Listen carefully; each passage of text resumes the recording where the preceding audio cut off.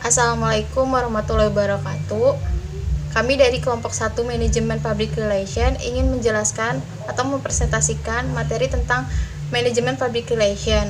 Perkenalkan, nama saya Alfrida Mediana. Perkenalkan, nama saya Askar Rizky Firdaus. Nama saya Farizal Taufikur Rahman.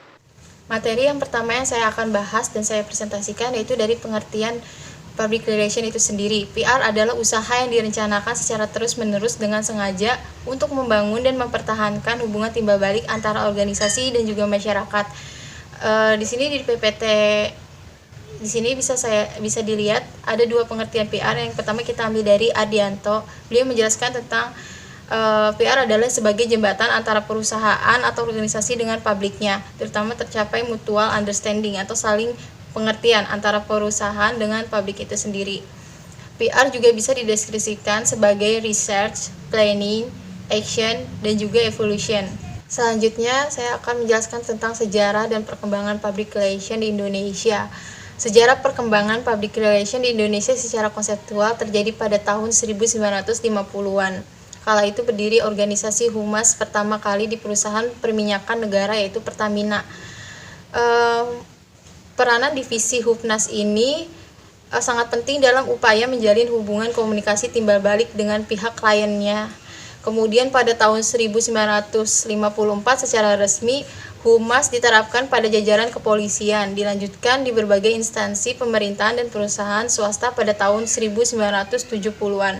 Hubungan masyarakat itu sendiri hanya mengadakan hubungan dengan khalayak di luar organisasi, misalnya menyebarkan press rilis ke masyarakat media, mengundang wartawan untuk jumpa pers atau wisata pers. Maka istilah hubungan masyarakat tersebut tidaklah tepat apabila dimaksudkan sebagai terjemahan dari public relation itu sendiri. Sejarah perkembangan public relation di dunia dibagi menjadi 5 periode. Yang pertama itu ada periode PR as non-organized activity periode.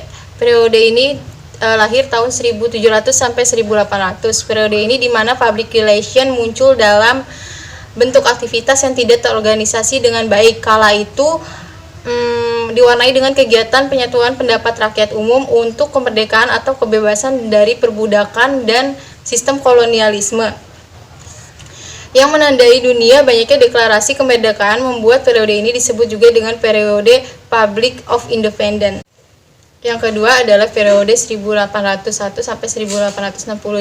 Periode ini disebut masa perkembangan aktivitas PR karena keberhasilan aktivitas PR atau human dan pers yang mengkampanyekan anti perbudakan di kawasan negara-negara Eropa, Amerika, dan negara maju lainnya. Yang ketiga ada PR as profesional periode tahun 1866 sampai 1900. Pada masa ini aktivitas PR berubah bentuk menjadi suatu kegiatan profesional. PR dimanfaatkan para robbers barons atau tuan tanah perampok untuk kegiatan bisnisnya yang menganut asas laissez-faire. Kegiatan ini sistem ekonomi monopoli yang tidak memperdulikan nasib rakyat atau pekerjaannya. Karena itu public relation pada masa ini disebut masa the public to be dominant period. Yang keempat ada public be informed periode. Itu lahir pada tahun 1901 sampai 1999. Aktivitas public relation pada masa ini adalah melakukan investigative reporting atau reportase investigasi untuk melawan para petani, populis, kristianis, sosialis, dan serikat buruh yang memprotes keras tindak kejahatan yang dilakukan oleh para usahawan, kejahatan yang dilakukan oleh seperti kayak koruptor. Mereka mengubah wartawan untuk membalas perlawanan tersebut dengan mempengaruhi berita yang dimuat di media massa pada masa periode public be informed.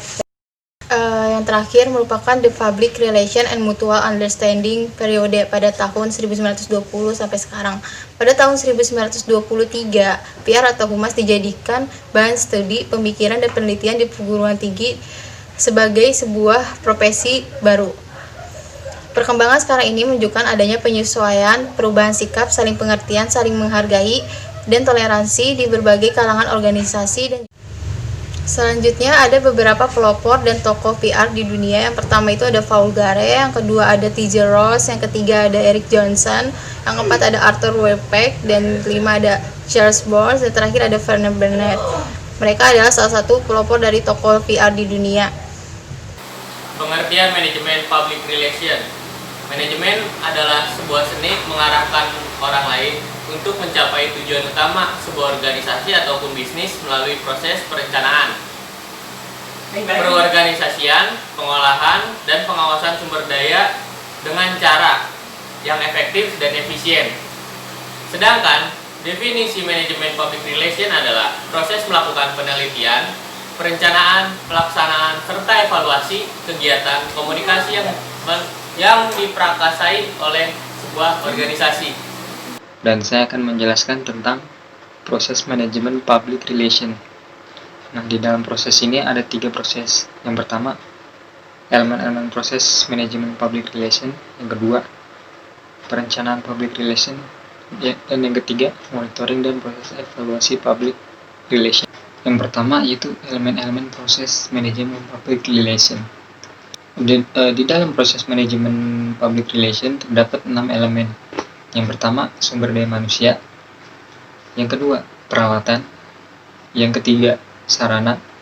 Yang keempat, metode. Yang kelima, anggaran. Dan yang terakhir, yang keenam, public. Selanjutnya, perencanaan public relation. Nah, di dalam perencanaan public relation ini terhadap 4 tahap perencanaan. Yang pertama, kepedulian atau memahami situasi terkini. Jadi, sebagai humas atau public relation, kita harus memahami situasi dari masyarakat itu sendiri. Nah, setelah kita memahami situasi terkini, kita harus memilih strategi yang tepat untuk menyampaikannya kepada masyarakat.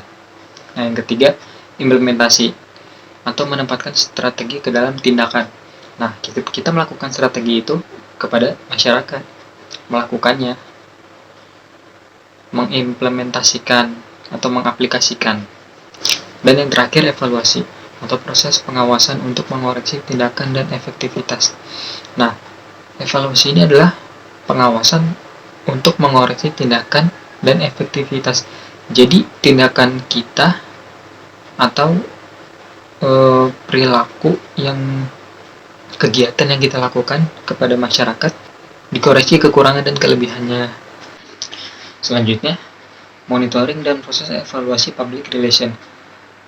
Nah, di sini terdapat 6 proses evaluasi dan monitoring public relation. Yang pertama, mengkritisi tujuan. Kampanye public relation dapat dikatakan efektif apabila mencapai tujuan dalam kerangka manajemen yang baik. Nah, jadi kita mengkritisi tujuannya apa aja yang belum tercapai, yang sudah tercapai, itu.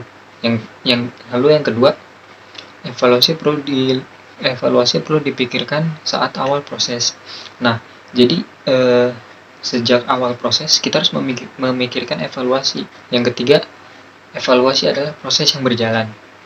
Program-program public relation hendaknya dapat dimonitor atau dilakukan pengawasan dalam setiap perkembangannya.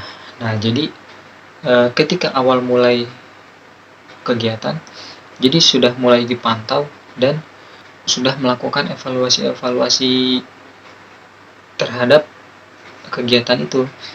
Yang keempat, evaluasi berada di setiap tahapan proses komunikasi. Berbagai keputusan yang harus diambil sepanjang rantai komunikasi berpengaruh pada keluaran komunikasi. Yang kelima, evaluasi adalah tujuan dan ilmiah sebagai kemungkinan. Dan yang keenam, melakukan evaluasi program dan proses. Program-program public relation dan kampanye perlu melakukan evaluasi hasil kegiatan komunikasi dan manajemen. Hal ini berguna untuk memisahkan daftar ketercapaian tujuan program dan fakta yang ada di lapangan. Nah, jadi di sini kita tuh harus memisahkan daftar ketercapaian tujuan. Jadi tujuan-tujuan yang tercapai dan tujuan-tujuan yang tidak tercapai itu dipisahkan. Lalu yang tercapai ditingkatkan dan yang tidak tercapai nanti diperbaiki. Ruang lingkup manajemen public relation. Yang pertama itu, public relation dapat dilakukan oleh organisasi. Contohnya ada himpunan, ada BEM, ada BLM, dan sebagainya. Yang kedua, kegiatan public relation yang lebih khusus. Lebih khusus itu dalam hal merangkap kepada masyarakat ataupun organisasi yang ada di masyarakat tersebut. Terima kasih yang telah mendengarkan, semoga bermanfaat. Kurang lebihnya mohon maaf, kekurangan datangnya dari kami dan kelebihan hanya dimiliki oleh Allah Subhanahu wa taala. Wabillahi taufiq wal hidayah. Wassalamualaikum warahmatullahi wabarakatuh.